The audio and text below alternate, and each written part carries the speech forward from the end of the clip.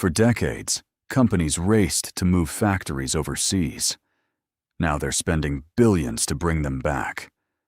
Why would they reverse one of the biggest economic trends in modern history? The answer isn't just tariffs. It's a fundamental change in how companies think about risk. For nearly 40 years, the global economy chased one goal: build products wherever they're cheapest.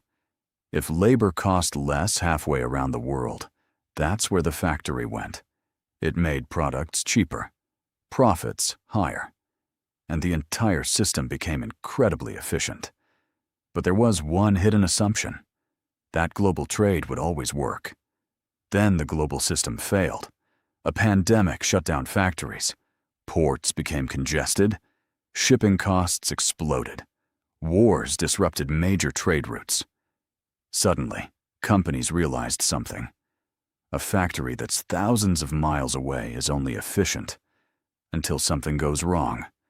Imagine your factory is 8,000 miles away. One blocked shipping lane, one pandemic, one war, and your entire business can stop. The cheapest factory in the world isn't very cheap if it can't deliver. At the same time, another shift was happening. Robots became cheaper. Automation improved. Artificial intelligence began transforming manufacturing. The labor advantage that once drove factories overseas started shrinking. If machines do more of the work, being closer to your customers starts to matter more than being closer to the cheapest workers. Governments also began changing how they think.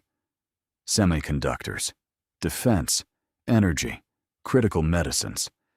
These aren't just industries anymore. They're considered strategic infrastructure. And countries don't want to depend entirely on someone else for the things they can't afford to lose. Does that mean globalization is over? No. Products will still be built around the world. But companies aren't asking the same question anymore. For decades, they asked, what's the cheapest place to build this? Today, they're asking, what happens if this stops working? That's why factories are coming back.